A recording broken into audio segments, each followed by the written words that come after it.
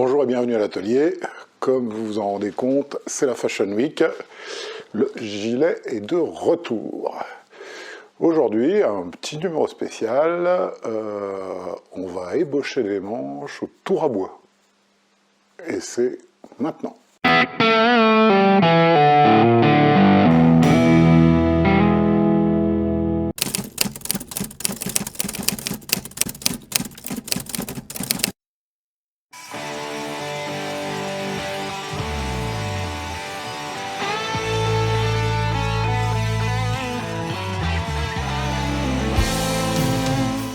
Alors il y a plein de techniques pour faire le fût d'un manche. On peut utiliser la râpe avec ou sans le système à facettes. On peut utiliser des vastringues, des rabots. Évidemment, on peut utiliser la CNC. On l'a déjà vu dans la T-botte et on le reverra. Mais là, on va essayer quelque chose un petit peu différent. On va faire le fût d'un manche, l'ébauche, avec le tour à bois. Alors, les ébauches de manches au tour à bois, l'idée elle est toute simple. Ça consiste par collage à reconstituer un carrelet, enfin un carrelet, un rectanglé, puisqu'il ne sera pas carré. Et donc, après avoir travaillé au tour à bois, on se retrouve avec une âme et deux ébauches de manches, que voici. Ceux-là, je les ai fait en hêtre pour valider le concept il y a déjà un certain temps. Si on prend le dessin de notre manche, on a un premier profil ici à la touche 12. Si on l'amène et qu'on le retourne, il faudrait donc qu'on retrouve en fait le diamètre d'un cercle dont il ferait partie, puisqu'au milieu il y aura l'âme. Alors je suis désolé, il va falloir faire un petit peu de géométrie. En gros, on va utiliser quelque chose qui est utilisé en astronomie depuis longtemps. Ça consiste à dire si j'ai 3 points quelconques sur la circonférence d'un cercle, je suis capable de calculer son rayon, donc son diamètre. On s'en sert pour les planètes, le Soleil, la Lune, etc. Alors, il y a un petit peu de calcul, mais n'oubliez pas que l'ordinateur est devenu l'ami de l'homme. Donc, en fait, j'ai fait une petite feuille dans OpenCalc, qui est l'équivalent gratuit d'Excel. Voilà comment on va faire. En fait, comme on a les dimensions de ce bout de cercle, on peut parfaitement l'inscrire dans un rectangle. Rectangle qui va avoir un point, 2 points, 3 points. On va dans notre feuille Excel, et dans la feuille Excel, on va rentrer les coordonnées des 3 points, c'est-à-dire XY1 pour le premier, XY2 pour le deuxième, et XY3 pour le troisième. Donc on sait que notre rectangle, il fait 17,7 par 52, 695. Donc on dit ici 17,7, 52,7. Ça correspond à notre premier point ici. Le deuxième point, lui, va être à 0 et à la moitié de 52,7. 0 et la moitié de 52,7. 26,35. Et lui, il est à 17,7,0. Je vous le remontre. À 0 et à 17,7. Et donc la feuille de calcul nous donne un cercle de 28,5.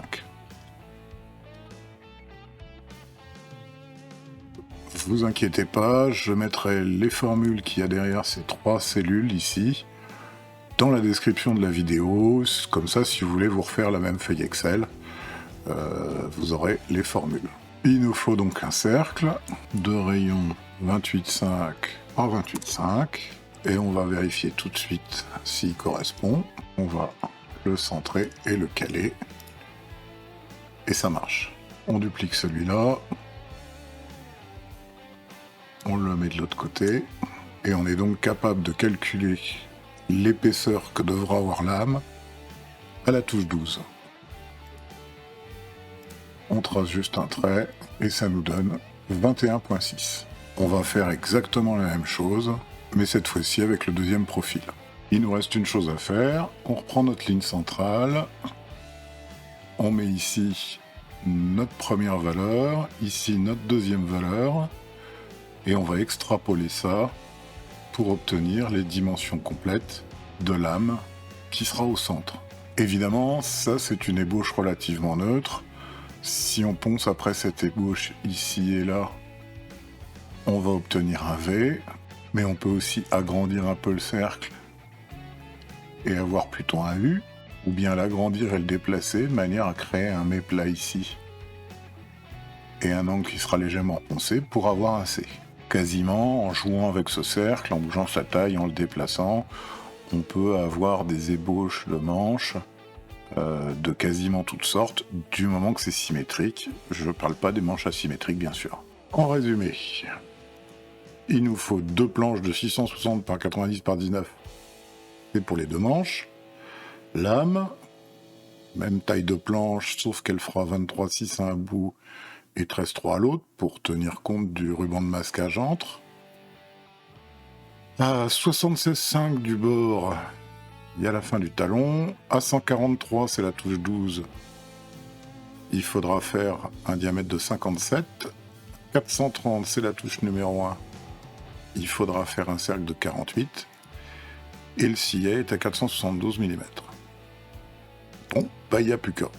On va mesurer 23,6 à un bout.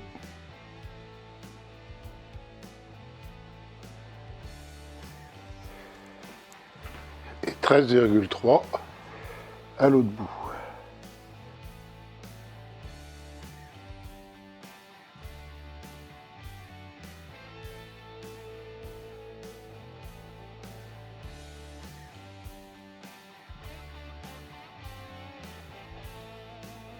Une fois tracé, on va déligner ça à la ruban et puis un coup d'égo pour être pile poil et on aura notre âme.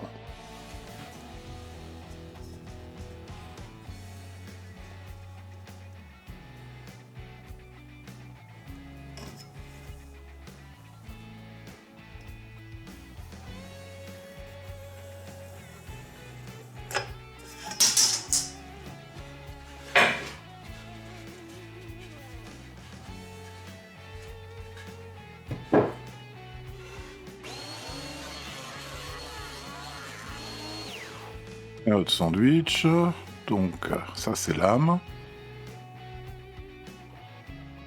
On va utiliser la technique du ruban de masquage classique. La première planche, le centre c'est du hêtre et les bords sont du palissandre de Namibie.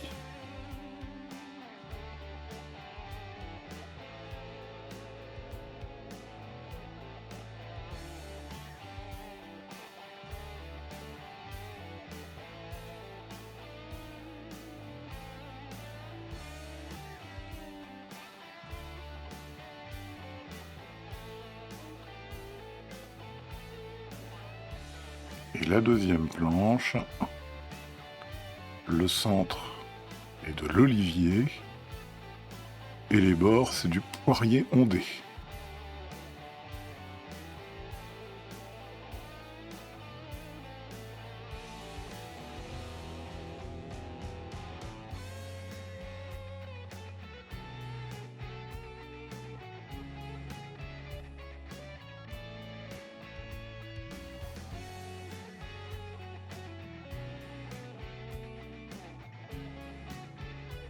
On va marquer au crayon blanc nos 4 distances, c'est-à-dire la fin du talon, la touche 12, la touche 1 et le sillet.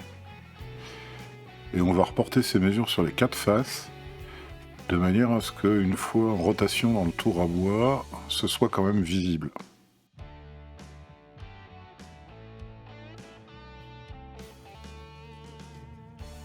On va sécuriser notre sandwich grâce au disque qu'on a vu usiné par la CNC au début de cette vidéo.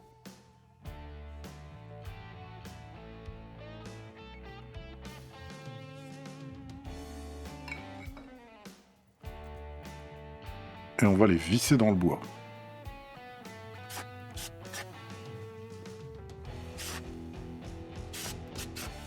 Le côté tête, et là, le côté talon.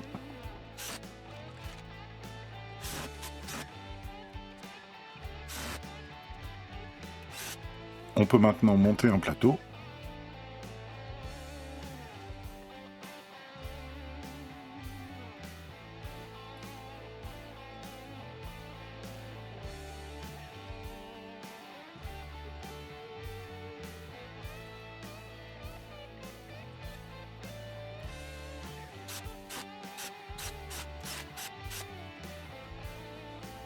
Et installer l'ensemble sur le tour à bois. On visse le plateau.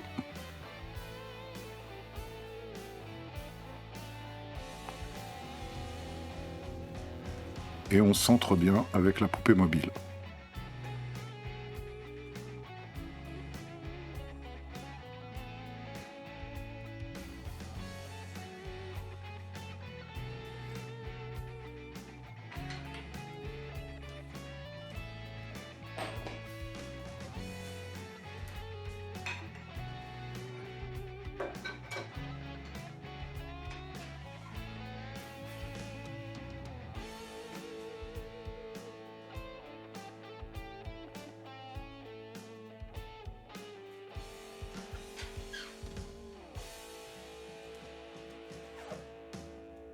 On rafraîchit la gouge à les grossir. Les pierres roses sont très bien puisqu'elles limitent l'échauffement du métal.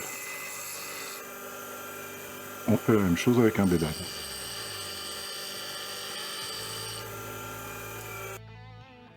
On va tourner à 600 tours.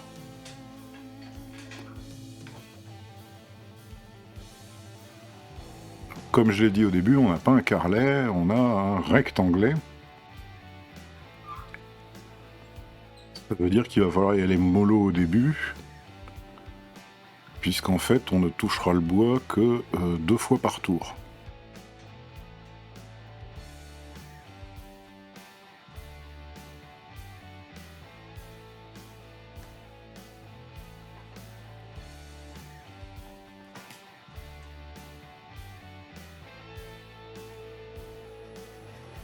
On le voit pas sur la vidéo, mais par contre, moi je vois bien les lignes blanches. Et donc je sais exactement où attaquer.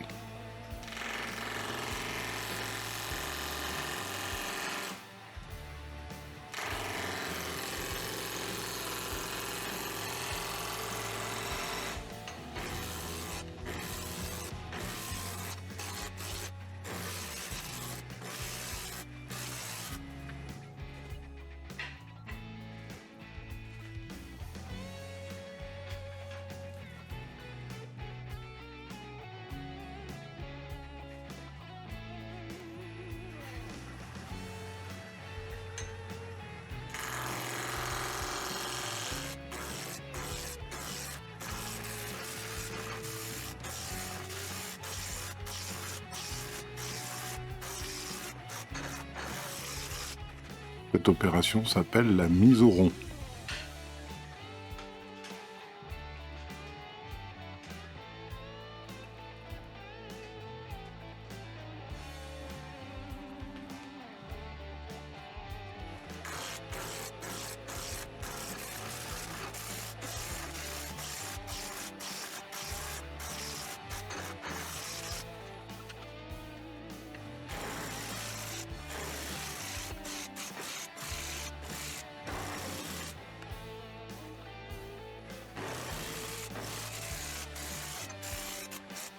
On remarque l'emplacement de la touche 1 et on va utiliser le bédane pour creuser exactement au diamètre qu'on veut au final.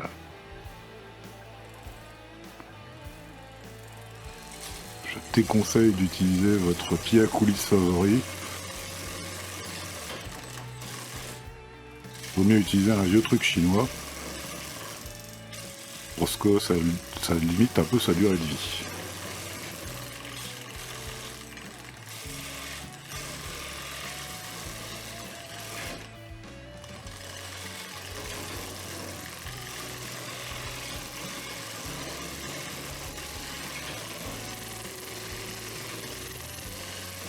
Ah, là, on est bon.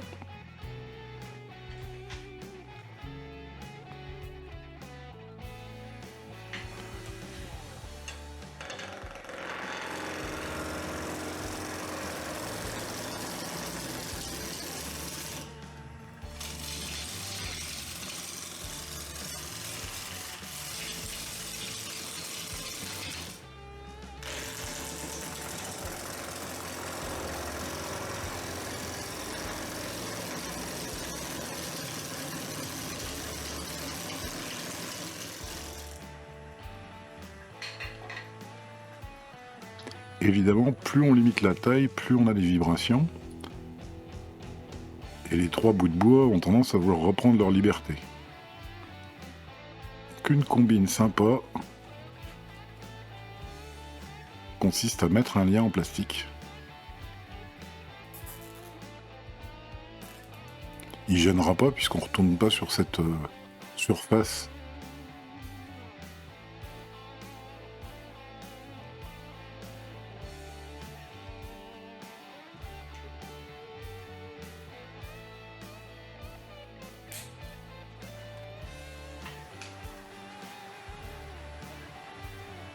Et on peut affiner la liaison avec la tête.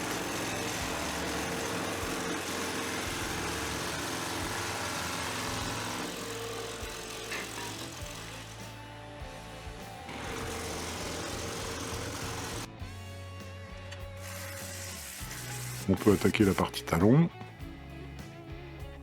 Même principe, 12e touche.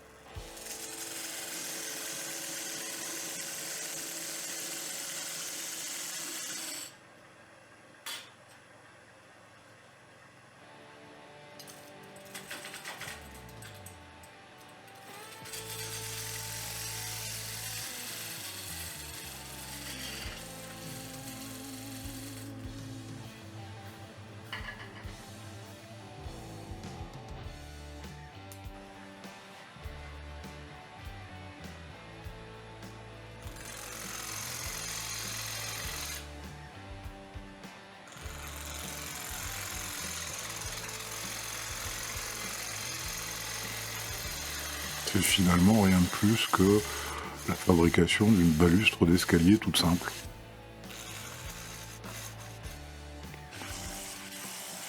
Il nous reste maintenant à joindre les 2 marques. Et on va céder de temps en temps, petite règle en bois, qu'on fera frotter. Et évidemment, elle laissera des marques sur les parties à enlever.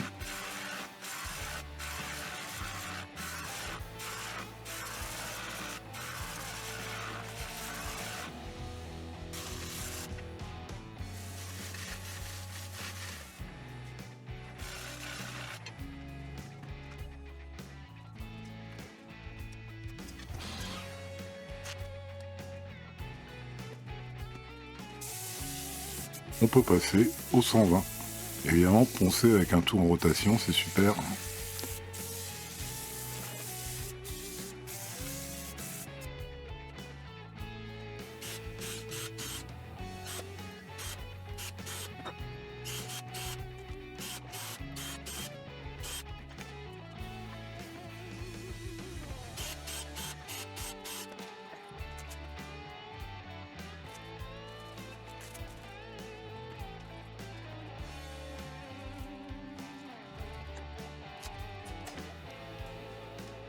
On vérifie qu'on est bon.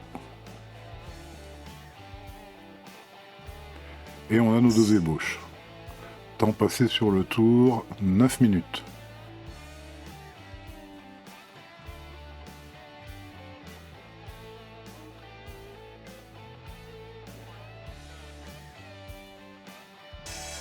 On peut remettre le manche sur la CNC. Cette fois-ci, on va vraiment tout faire sur le dessus, puisque de toute façon, le dessous a déjà été fait autour. C'est la série de parcours d'outils habituels, c'est-à-dire les cavités pour les barres de carbone,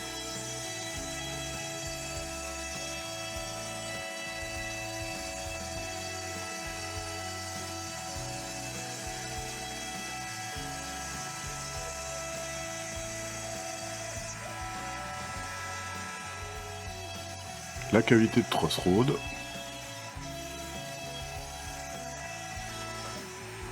la cavité pour la vis de Trossroad,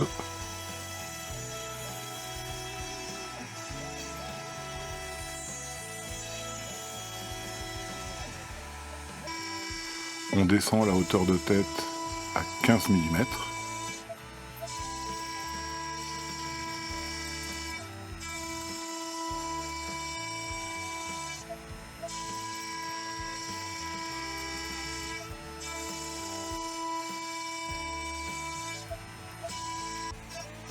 On fait les trous pour les mécaniques.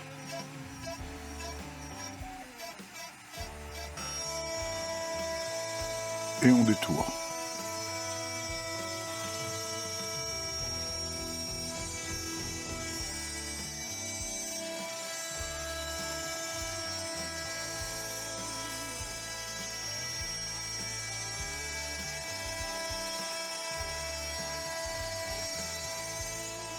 Évidemment, on répète les opérations pour les deux manches. Là, c'est celui en poirier. Détourage.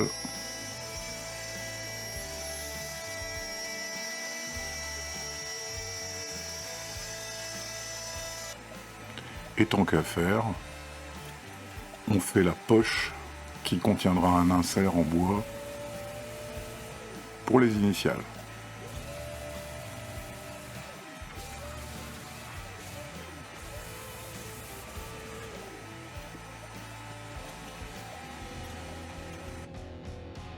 Voilà nos deux manches.